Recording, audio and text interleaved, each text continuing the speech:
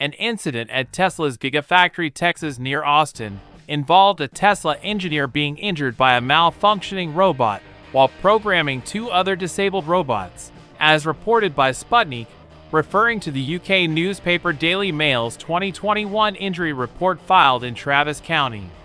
During the incident, the engineer was attacked by a robot designed to handle freshly cast aluminium car parts, resulting in an open wound on their left hand.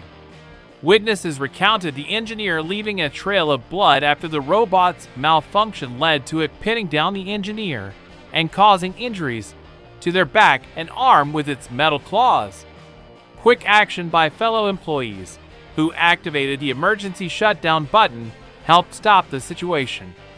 Tesla mentioned that despite the severity of the incident, the engineer didn't require time off for recovery, as per the newspaper's report.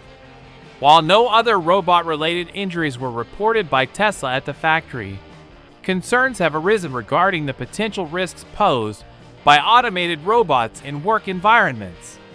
The article highlighted similar incidents in other workplaces, citing increased injuries linked to robotic operations at Amazon shipment centers, incidents involving robotic surgeons, self-driving cars, and even robotic instructors in chess.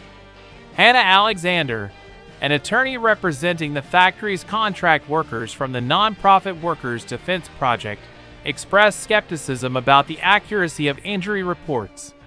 Based on conversations with factory workers, she suggested that the reported number of injuries might be underrepresented, advising caution in interpreting the official reports.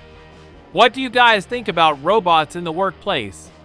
Are they really that dangerous, or is it that workers aren't taking proper precautions? Let us know in the comments below. And remember to like and subscribe for more updates.